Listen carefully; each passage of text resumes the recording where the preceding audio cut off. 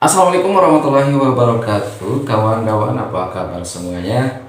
Terutama buat para YouTuber pemula yang masih mengejar 4.000 jam tayang dan 1.000 subscriber. Saya doakan semoga cepat tercapai. Kenapa? Karena itulah syarat kita bisa mendaftarkan channel kita ke YouTube.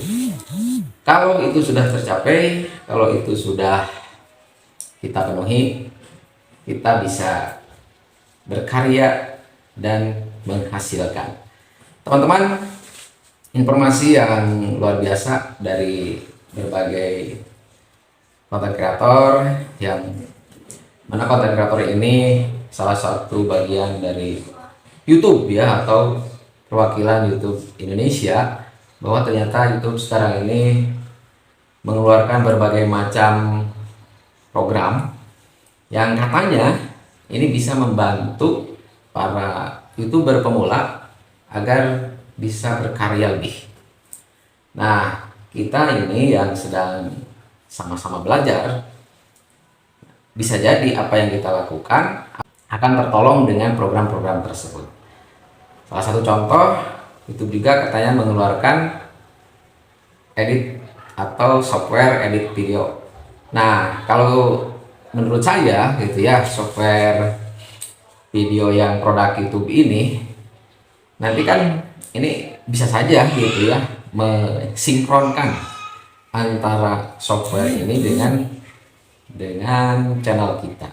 Saya kurang begitu tahu, tapi kan mungkin YouTube nanti akan mendetek bahwa ini video dibuatnya apakah di aplikasi yang lain atau di aplikasi YouTube. Nah, kalau ini bisa membantu, nah kenapa tidak gitu ya, kita nanti gunakan produk YouTube.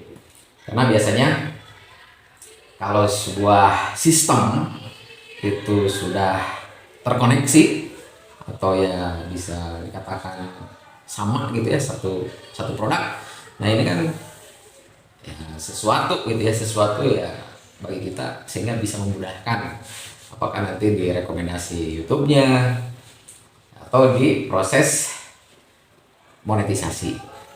Nah, ini bagi kita sebagai pemula tiada salahnya untuk mengikuti arahan-arahan dari konten kreator besar yang memang mereka ini sudah mewakili kreator Indonesia dan diundang oleh YouTube ya.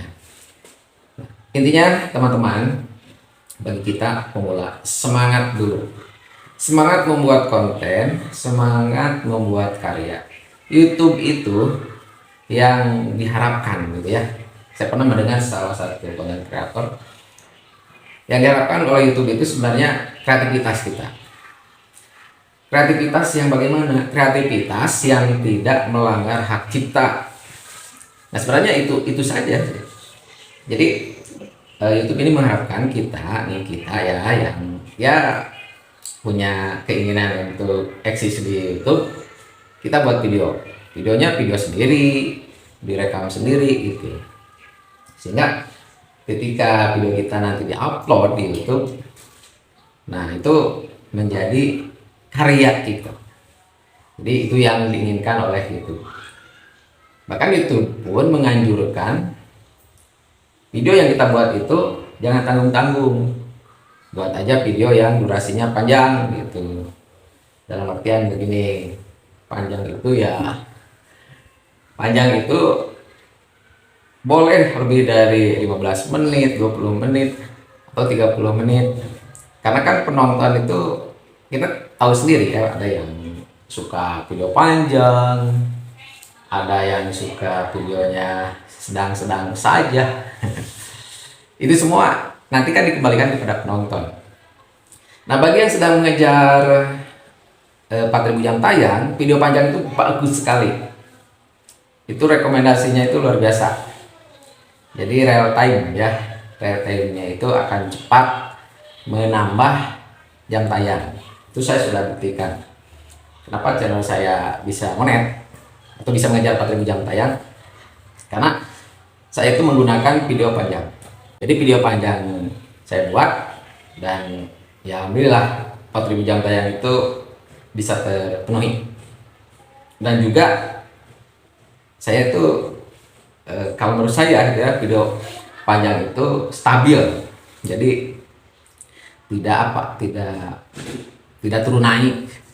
Kan katanya kalau video yang durasinya pendek-pendek itu jam tayangnya nanti ada penambahan, tapi besoknya sudah berkurang kembali. Nah kalau yang panjang saya rasa tuh nggak ada gitu ya, jadi stabil aja gitu, terus bertambah. Nah itu ya, jadi teman-teman, kita yang penting kita semangat, kemudian buatlah video yang memang itu karya kita, itu dibuat oleh kita, kemudian itu menampakkan siapa kita. Wajah ini penting kalau menurut saya gitu. Jadi kalau teman-teman memang berani, teman-teman memang bisa mengeksplor diri teman-teman gitu, pasti bisa gitu ya. Saya juga sampai sekarang ya belajar terus gitu ya, belajar dan belajar. Kenapa ya, itulah memang itu kan berproses terus, berubah, kemudian membuat juga program baru ya, itu juga harus kita tahu, kita harus pelajari juga. Dan ya yang senior juga sama, mereka terus belajar, mereka terus mengembangkan channel mereka. Bahkan ketika channel yang satunya pemainnya biasa aja, nah, mereka ini buatlah yang lain, yang kedua, yang ketiga, dengan tema yang berbeda atau dengan konteks channel yang tidak sama gitu ya. Nah itulah yang disebut dengan belajar. Jadi kita coba ini, coba itu, coba ini lagi, coba itu lagi, karena memang dunia per-YouTubean dunia coba-coba. Seperti kita dagang gitu ya, coba dagang pun kan sama seperti itu. Ketika ini sudah tidak laku, cobalah yang ini. Kemudian kalau umpamanya yang ini laku ya kita pertahankan. Nah, kalau nanti sudah tidak laku lagi, ya minimal kita sudah punya yang lain sebagai cadangan, sebagai apa ya, sebagai pengganti kalau seandainya ini tidak laku lagi. Nah seperti itu teman-teman. Jadi dunia YouTube ya dunia hiburan, dunia entertain, dunia berekspresi. Coba ini saya sambil duduk begini menunggu waktu gitu ya, menunggu waktu jam giliran masuk, saya ngonten gitu ya, saya bicara kepada teman yang sama satu profesi, menjadi YouTuber pemula. Dan ketika diupload ada yang menonton, jadi penghasilan. Nah begitu dong ya. Jadi teman-teman yang penting kejarlah dulu monetisasi. Prosesnya memang ya bagaimana ya, prosesnya itu berbeda-beda kalau menurut saya, karena ada yang dimudahkan gitu ya, mudah dalam arti ya rekomendasinya yang cepat. Kemudian ada yang memang bertahap, sedikit. Tidak apa-apa lah bertahap juga kan.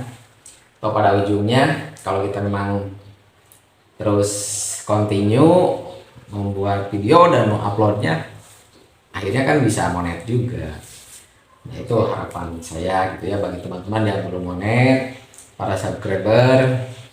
Jadi jangan putus asa, kita terus berkarya, dengan catatan jangan mengambil video orang lain, karena itu akan bermasalah di kemudian hari.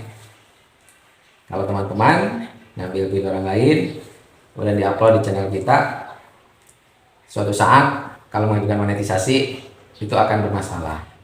Kecuali teman-teman bisa mengantisipasi sebelum pengajuan, apakah dihapus atau tidak dipublik.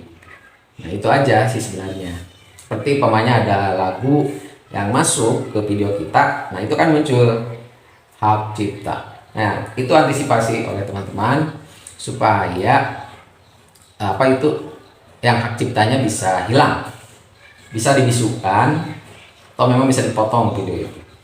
Nah nanti caranya gitu ya, cara bagaimana kita membisukan atau memotong video, nah saya akan berikan gambaran gitu ya di video short. Nah itu sebagai motivasi ya buat saya pribadi dan juga buat teman-teman. Intinya kita sebagai pemula semangat aja terus, suatu saat yang belum monet pasti monet. Nge YouTube lanjut. Wassalamualaikum warahmatullahi wabarakatuh.